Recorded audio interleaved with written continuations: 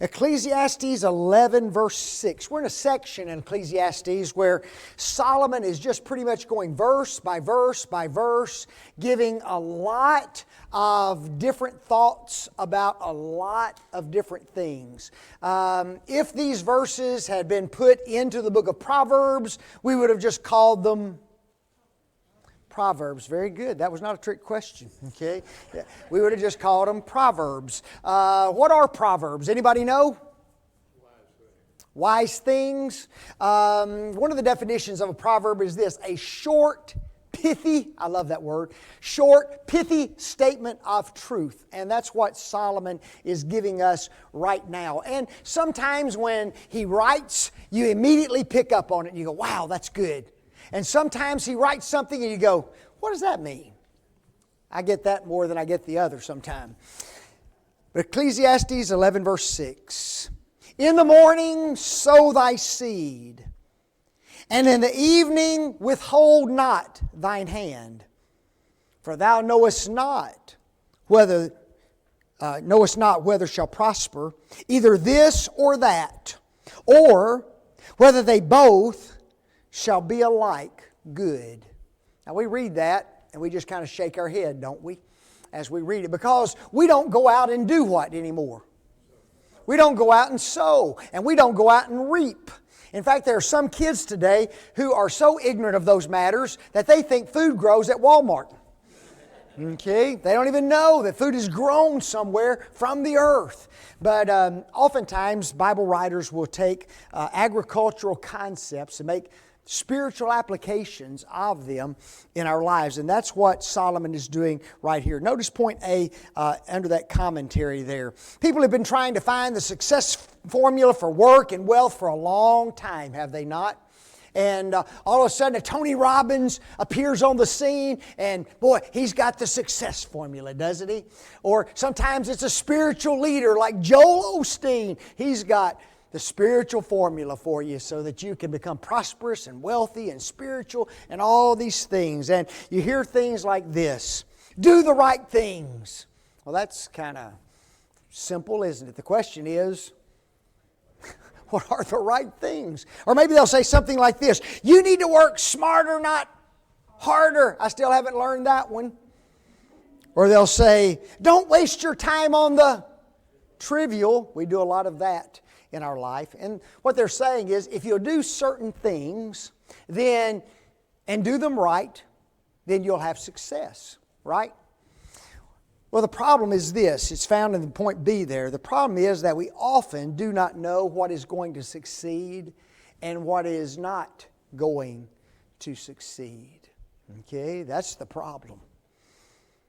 Notice he says, in the morning sow thy seed. But notice what he also says. In the evening, withhold not thy hand. Okay? A farmer might say, well, I went out this morning and I sowed my seed, so there's really no need for me to what? No need for me to go out this afternoon and do anything. Everything's taken care of. And Solomon says, don't think like that. If you went out this morning, you also need to what? Go out this evening. If you went out this evening, you also need to go out tomorrow morning. Okay? Sometimes this works, sometimes that works, sometimes they both work, don't they? Notice what he says. Thou knowest not whether shall prosper, either this or that, or whether they both shall be alike good. The moment we fail to do something, it might have been that very thing that works. Okay? When someone suggests something, even though it seems like it's a little crazy, it's a little far out, but it's not unscriptural, at least what? Why not give it a shot? Okay? The worst thing is that it can not work, isn't it? And if you don't do anything, it's certainly not going to work. So at least we tried, right? But guess what? The very thing you thought was crazy, the very thing you thought was weird, the very thing you thought wouldn't work, maybe the biggest thing you've ever done. And it works, doesn't it? And that's Solomon's point here. The moment we stop might just be the time when things turn around. I've always been amazed at how quickly the church gives up on stuff. You know what? We have an idea, we start something, and we do it for a week, we do it for 2 weeks, we do it for a month, and all of a sudden we think, well, this ain't working, and so guess what we do? We just quit. Why? Why do we quit? You know? It may be that little extra effort or whatever that we put into it that all of a sudden turns things around, might it not? And that's his point. Notice point D. Be active. Be creative. Try many things. Be diligent. Don't ever what? Don't ever stop. In the morning sow thy seed. In the evening withhold not thine hand. Work and toil and labor and work and toil and labor. Don't ever stop. It's the one who stays an extra hour, isn't it? What's that little gal's name that's placed for Iowa right now? Caitlin, what is it? Caitlin Clark. Has anybody heard of her? If you watch Facebook Reels or anything like that, this little girl is everywhere. Okay? This little girl can shoot a three-point shot from the half-court line with no thought whatsoever. She scores 30, 40 points almost every ball game. Has had many triple-triples during her season, and I think she's finished her third year. She's about to go into the pros. She is unbelievable. Okay, and she has fired up Iowa. She fills the stands. And she has some teammates that are just about as good as she is. I mean, it's unbelievable. They don't get the acclaim she does, but they are unbelievable as well. And they've had a remarkable season, won the championship. And, you would think, well, she's just lucky. Well, the reality is she's not lucky. Okay, she gets into, it looks like her dad built her a small gym at the house, and she and her dad go out there and they shoot 300 shots a day. 300 shots a day. She shoots 100 free throws and 100 other shots. And they keep record of what her percentage is. And she wants to be shooting around 70% on her threes and 90% on her free throws at all times. She is unbelievable. But it's not because she's lucky. It's because she puts in the what? The time and the effort. And folks, if the church worked and labored and put in that kind of time and that kind of effort, guess what? We'd be successful too. We kind of sometimes give God the leftovers, don't we? Rather than the premium. It's the one who gives it one more try. It's the one who struggles to get by one more day. It's the one who refuses to listen to the naysayers. It's the one who reaches down deep and gives just a little bit more effort. That's the one that what? That's the one that succeeds. That's the one that wins. That's the one that overcomes. Does the Bible teach us to be diligent? Oh, yes.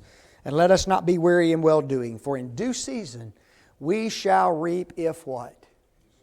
If we faint not. Guys, you've got to work, Galatians 6, verse 9, in order to have something. Because as Solomon says, for thou knowest not whether thou shalt prosper, either this or that, or whether they both shall be what? Shall be good. You know, the very thing you think ain't going to work may be the best thing that ever happened to you. You know that? And so try everything. Any questions, comments? Yes, sir. We read of the one who felt he had accomplished everything. Tore down his barn, built bigger ones, so he could rest on his laurels. And God had one thing for him. Yep. Absolutely. He thought everything was set, didn't he? And he could just kick back. And that's not the case. Ecclesiastes 11:7, what a true statement this is. Again, he just changes the subject immediately in the next verse. Truly the light is what? Is sweet. And a pleasant thing it is for the eyes to behold the sun. Is that a true statement? Man. I wrote down on that first point, all of us can affirm the truthfulness of Solomon's words. Truly the light is what? Sweet. And a pleasant thing it is for the eyes to behold the sun. And the reason is because darkness seems to bring evil, doesn't it? Darkness seems to bring evil. Do we hurt more in the night? It's amazing to me. You have a sinus infection and you go all day long and you're just fine. And then you get home, the night settles in, and all of a sudden you stopped up as bad as you've ever been stopped up. Now why? You know? People say it has nothing to do with night. But something got to do with night because it happens every night, doesn't it? It's the craziest thing. The night is silent. And folks, when everything gets silent, that's when you do what? That's when you start to think. And sometimes when you start to think, that ain't good, is it? That is just not good. The night hours seem to be much longer than the day hours when you can't what? When you can't sleep. You know? You go through a day just flies by. But the night, man, you think the day will never, ever get here. The night usually brings sleep, but we toss and we tumble, don't we? And we get up and we're just as tired as we can be by the next day. Folks, the night can be an evil thing. I find it interesting that evil is always described as being what? Darkness. And good is always described as being light. There has to be a reason for that, isn't there? Has to be. But notice point C, the dawn is a beautiful thing, isn't it? There's a yellow line at the horizon. The clouds begin to manifest an orange color. We can begin to see a faint outline of things that were hidden by the darkness. Then that bright ray of light breaks the horizon. Soon the sun manifests itself in all of its glory. And guess what? Everything's better, isn't it? Man. Yes, sir. Talking about vision. As we get older and our vision begins to fail, we can appreciate being able to see. Absolutely. A whole lot more. And when he gets into chapter 12, he's really going to be talking about some of that old folks stuff. Okay? So when you get to chapter 12, folks, don't you miss this class. Okay? It applies to Oceanside. Okay? I'm just going to teach it. Okay? But notice when the sun finally breaks through, we smile, we relax. Some of the pain subsides, the anxiety disappears, our body seems to regain some strength. We see the light, and what do we exclaim? Sweet! Sweet. What did Solomon say? Sweet is the light, didn't he?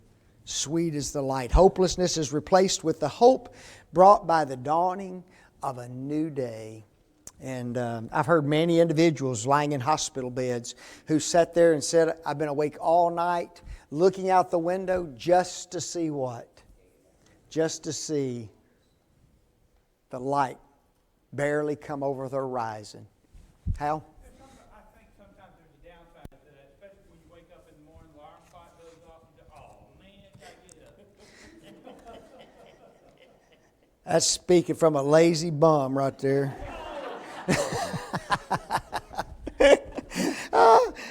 Yeah, well, see, that's when you're well, right? You know, when you're well, just stay dark, okay? But when you're not well, you just beg for the sun, don't you? And Hal knows I'm just kidding with him. He'll have something to say to me before he leaves today. I'm ready for it. Ecclesiastes 11, verse 8. But if a man live many years and rejoice in them all, let him remember the days of darkness, for they be what? For they be many. All that cometh is what? Vanity. Wow. Again, he's changed the subject, hasn't he? But if a man live many years and rejoice in them all. Something I found weird about women is that when they're young, they don't mind telling you how old they are. I'm 17, I'm 21, and then they hit 29 and they quit telling you how old they are. Until they get about 80, 85. Okay? And I guess they can't remember how many 29s they've had. But all of a sudden, they start telling you all over again, don't they? I'm 92. I'm 96. If I live till June, I'll be 98 years old. Okay, now, I say that men are that bad too. But the difference between a man and a woman is this. A man will tell you how old he is from start to finish. Okay? He don't care, you know. But a woman, she just during those middle years just doesn't want to tell it. Okay? But if a man live many years, Solomon says, rejoice in them all.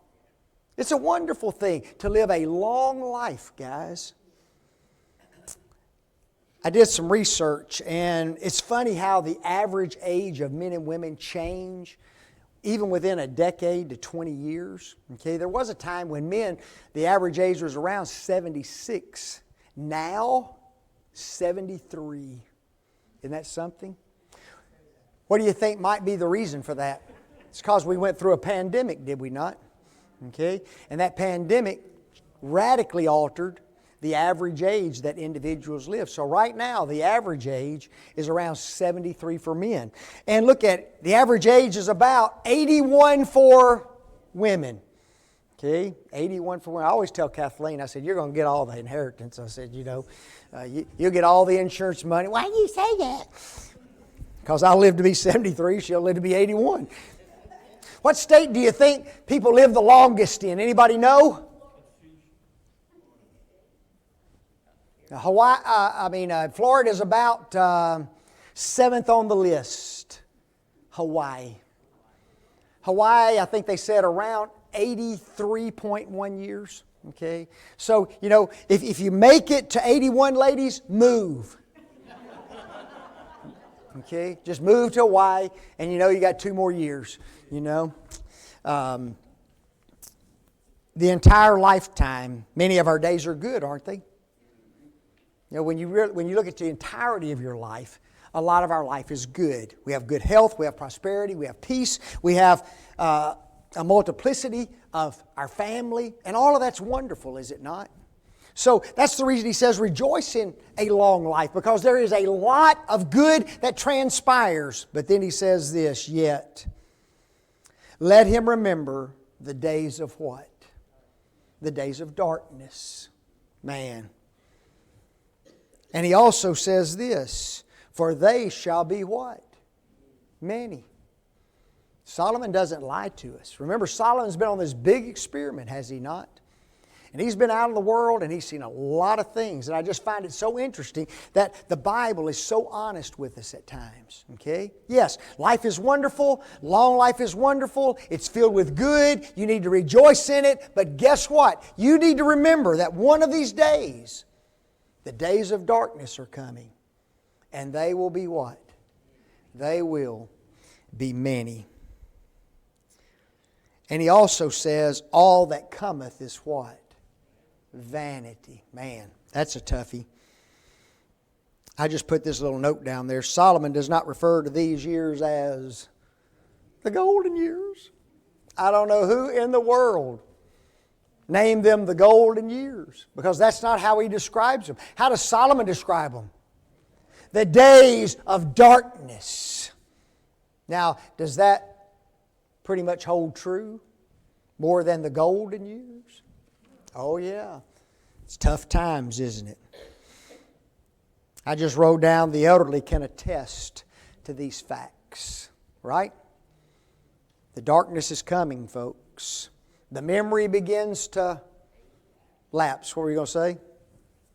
The doctor, when he replaced my battery on my pacemaker, he said, oh, you're good for 5-10 years. There you go. And I said, is is that guaranteed? He said, we don't give guarantees.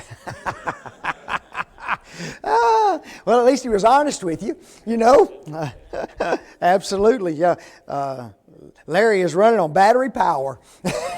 If you see him plugged in somewhere, you'll know he put a Tesla in him. He had to have a special port put in at the house to plug into. The memory begins to lapse. Notice this, the body gets weak and frail, doesn't it? Sight, hearing, teeth, muscles, joints, and some of you could add about 5 or 10 other things, couldn't you? Even your skin begins to sag a little, doesn't it? What's that all about? You know? We develop aches and pains. Sickness are difficult to recover from. Diseases often inhabit the body. Individuals face surgeries. Things take longer to accomplish. If we do some of the things we did in youth, we are much sorer, and in the process we sometimes hurt ourselves, don't we? Oh, I can do that! And you do, and you wish you hadn't. We do not find joy in the things we used to do. We find ourselves needing a lot of aids, don't we? And man, once I started writing down those aids, I said I better start putting them all in a single line, because if I don't, I'll have about 50 more pages I'll have to put in my notes. Medications, canes, walkers, alarms, phone calls, hearing aids, glasses, breathing devices, special beds, wider doors, sit-down showers, handles throughout the house. That's just to get you started. Okay? I'm about to open up a business. Okay? Just go house to house. You know, what do you need? We find that that the longer we live, the more loss we experience, don't we? The more loss we experience. I don't know how old I was when I really remember my first death. You know what? For some, I think it was around, well, I do remember I was in first grade, and we had one of our students, he was riding his bike to school, and he was on the side of the street, hit a rock, threw him out in the street. He got run over and got killed. And I remember our teacher coming in and saying that Ed Griffith was killed riding to school. I'll never forget his name. And for years, every time I rode by his house, I just think right there's where Ed lived. And so that's probably about the first one that I really remember passing away. But the more we live, we hear it all the time, don't we? All the time. And then lastly, loneliness and sorrow and tears are often part of these days. Folks, Solomon describes these things as what? Days of darkness, doesn't he? Now what's interesting, he also says they're what? They're vanity, aren't they? Can you attest to that? They're vanity. You know, it's amazing to me how productive many individuals were in their young years, and then they become elderly, and guess what? All they can do is just sit at the house. You know what? That's almost all they can do, is sit at the house. And is that just vanity? That little word just means empty, doesn't it? You know, it's not productive of anything, but yet, you know, that's just part of what? That's part of the life cycle, isn't it? I've often questioned, why in the world does God let us grow old and go through days of darkness like this? What do you think it might be for? What's that? To humble us. Okay, that's part of it. Sometimes big. Yep. I know when, my dad was on kidney dialysis for years and years, and, my wife asked him one time, why do you think God put you through this, these treatments? And he said, a lot of it could be an example set for people who are not Christians, or maybe your grandchildren or family. Mm-hmm. So the way you live your life, even with these obstacles that are in your life. It's true. And I believe that, I know when you were talking about this earlier, so mother, when I went to visit them there in Texas, she said, well, your dad, he came in and said he's ready to go home. And I said, well, what did you say? He said, well, you are home. He said, no, I'm ready to go to the home. Ah. So there's also, we're talking about how vanity and how this is as you get older. We also have to remember each day we're getting closer, especially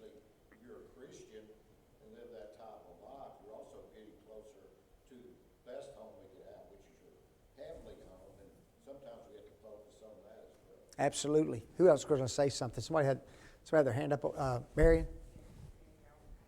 was saying, as we get older, yeah, it makes us long for eternal rest or our eternal home. Yeah. Think about being young. You know, you're young, you're active, life is wonderful, you're having fun, everything's good, it's prosperous, right? And if you just live that way from start to finish, how many of us would ever really stop and long for something else? You know? But as you live and all of a sudden things start changing and I have to slow down and I can't do what I used to do and I do hurt and I do have pain and I do have to go through difficulty and life is a struggle. You know what it makes you long for? It makes you long for heaven, doesn't it? You know? That place, that step beyond is no longer something scary. I don't know how many older people I've talked to and said that very thing. I'm ready to die. Okay? Now you talk to most people and they wouldn't tell you that, would they? But you get to a certain point and guess what? I'm just ready. I'm ready to go on. I think I told you about that little, she's about 97, 98 years old at Eastwood, and she was at service every time the doors were open. I mean, it didn't matter. And she'd just look at you and she'd tell you. She said, I don't know why God keeps me here because I'm ready to go. You know? And I just told her, kind of like Jack said, I said, I know one reason He keeps you here, and I said, that's for an example for me.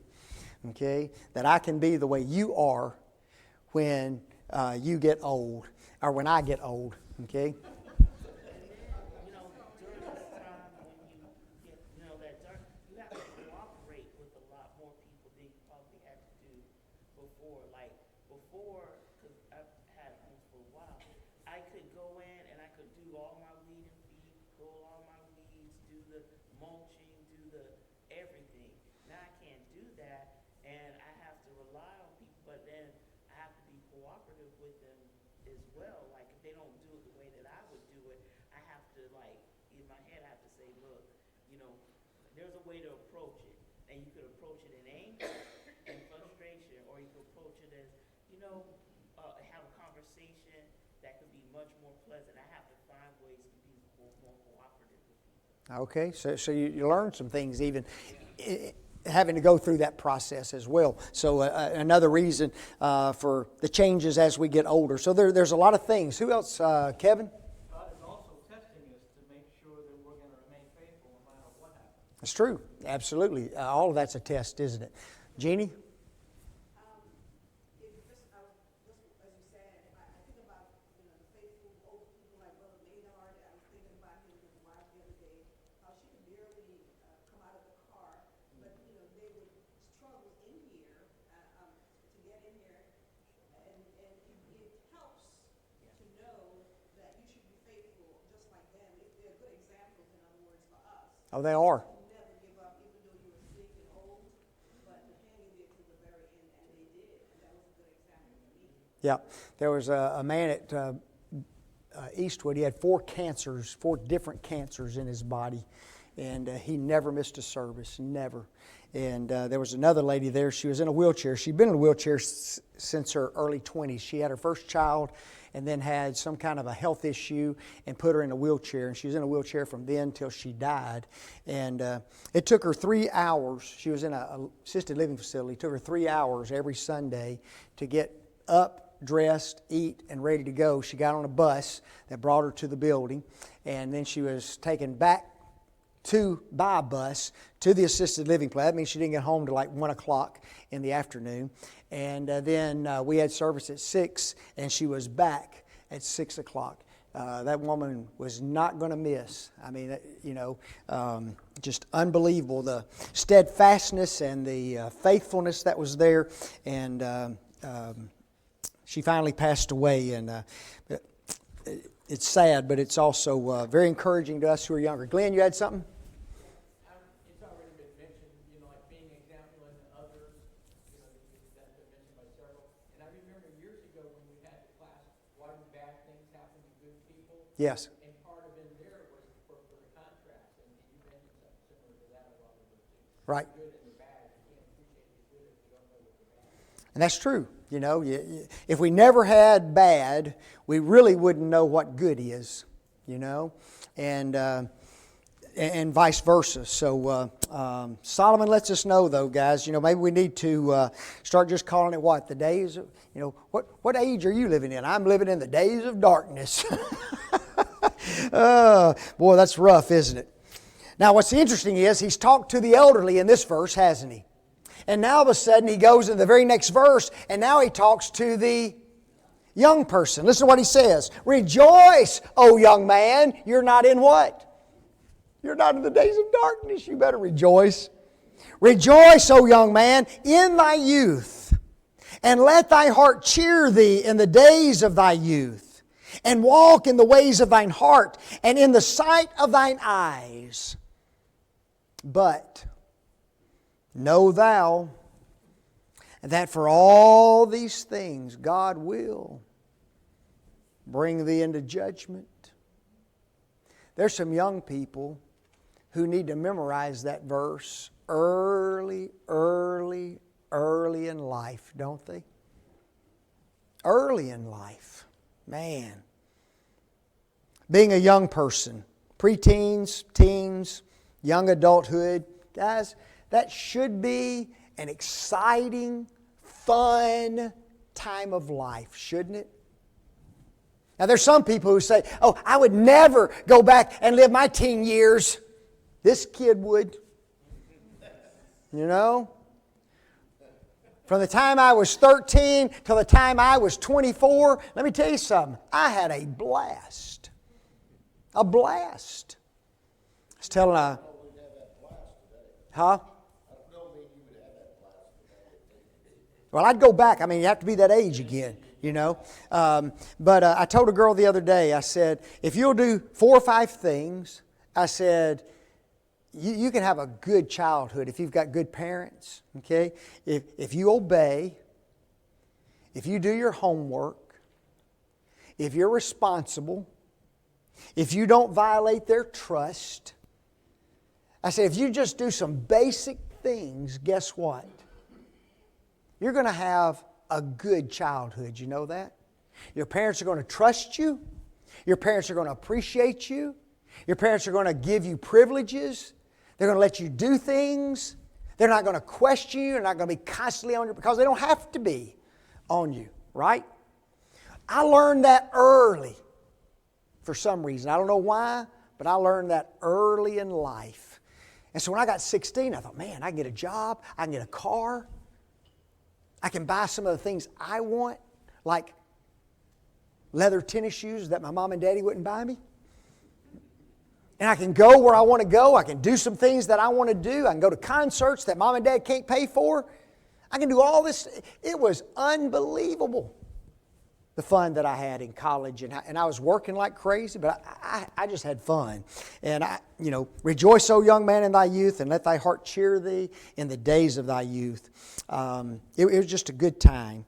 But I put down there, many decisions are being made, many responsibilities are eventually being assumed, the direction of one's life is being determined, there's freedom, fewer responsibilities, and less accountability right there, isn't there? I didn't have to be very accountable to very many people, my parents and, the Lord, and to my boss a little bit, but, just not as much accountability. I didn't have a family. I could do what I wanted to do and make my own decisions. It was just a fun time. And all of that fun and exciting aspect of youth is summed up by Solomon in the first part of that verse, and we've already read it. But notice, Solomon issues a warning to young people, doesn't he? But know thou that for all these things, God shall what? He'll bring thee into judgment. Man. You have freedom, but God will hold you accountable. You can have fun, but God will hold you accountable. You will make decisions for your life, but God will what? He will hold you accountable. See, that's something that young people forget, don't they? That God will hold them accountable. It's unbelievable. Drop down to point E. You see, youth sometimes forget about judgment, don't they?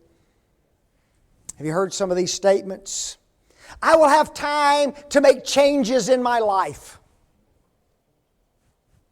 That's what they think, don't they? You know?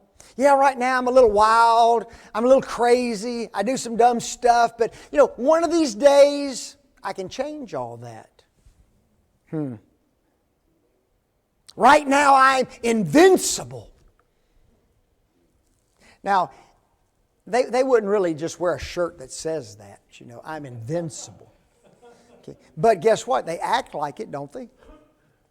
They act just like they're never going to die. They can never get hurt. No bad can ever come to them. They can't get sick,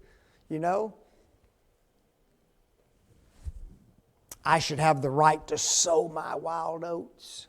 You don't hear that phrase much anymore, do you? I used to hear that phrase, I guess it's old folks' phrase. Kid go out and get drunk. Hey, he's just out there sowing his wild oats, right? Or I guess sowing your wild oats has become so commonplace today that nobody even thinks about it hardly anymore, How about this one? Young people will say this, I know what's right for my life. Mom and Daddy can tell him all kinds of stuff. And guess what? He knows what's right for his life, doesn't he? Or that last one, those old religious traditions. They're not relevant to my life right now. And folks, we have many young people who forsake the church. You know it? Now, they may stay in the church till they're 18, but when they turn 18 and they leave home, guess what? They're gone, aren't they? And I wasn't brought up in a Christian home, but there was a girl, she was an athlete, she was in Christian athletes and everything, we always post about it. And she was real smart, had better grades than me and everything.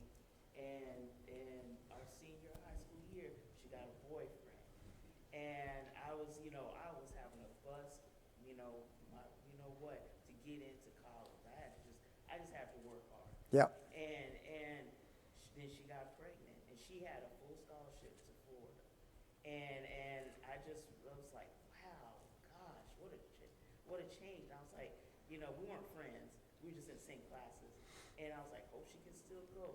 And I went off to school. I went to school in Tampa. And I came back a year later, was like meeting up with my friends. We went to go to a Mexican restaurant to go eat, and she was waitressing there. And Really? I said, how's it going? I thought you was going to go to Florida. She said, no, I couldn't get my parents to take care of my kids, so I had to stay back. And I was like, oh, well, are you going to go to community? No. Me and my boyfriend, we moved in together. We're probably going to get married later on. And I was just like, all her values that she used to talk about, gone. Doesn't take long. Yeah, and she's... One or two wrong decisions. Yeah, she was having fun with that boyfriend. It's sad, isn't it? Yep. We had a young man, he graduated from high school with a scholarship to a military academy. And he and two other guys, they were the drunks of the class. Okay, they drank all the time, and they come to class drunk. They would leave class and at lunch, and they go drink some more and come back drunk, and it was horrible. Well, he went off to military academy and he got kicked out. He came back to Memphis, went to Christian Brothers College, which is a private school, very elite school there in Memphis. Got kicked out. Had to go to Memphis State University, which is where I was at the time, and he got put on probation, and he almost got kicked out of Memphis State University.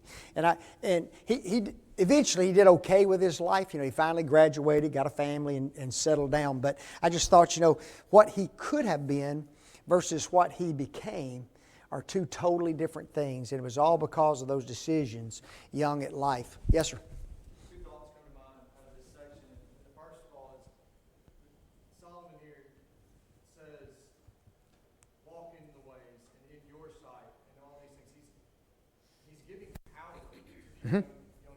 Absolutely. It's not something that they're going, don't make a decision now. You make sure you consult. He's giving them the power That's right. and understanding to do things, take responsibility,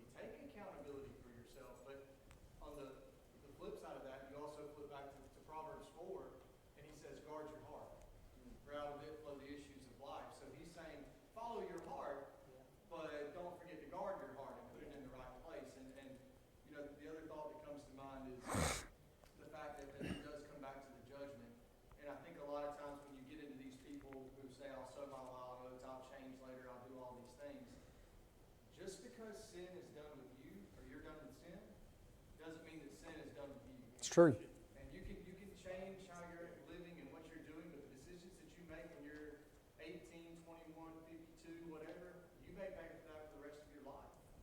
And that's something that again, this accountability that God's going to put on us. Again, sometimes it's here in this life too. Right. We think, oh, well, I'm going to change today, and then that would just fix all of the here and now. And it's not necessarily the case. The applications of this are both here in this life, but also definitely for the judgment day when we stand before Him. That's true. Ecclesiastes 12:14, for God will bring every work into judgment with every secret thing, whether it be good or whether it be evil. 2 Corinthians 5:10, for we must all appear before the judgment seat of Christ, that everyone may receive the things done in his body according to that he hath done, whether it be good or bad. Solomon does. He tells them, you walk in your ways, you do your thing, but whatever you do, you remember what? Whatever you're doing, you will face God in judgment for that. And it's a good thought even for old folks, is it not? You know,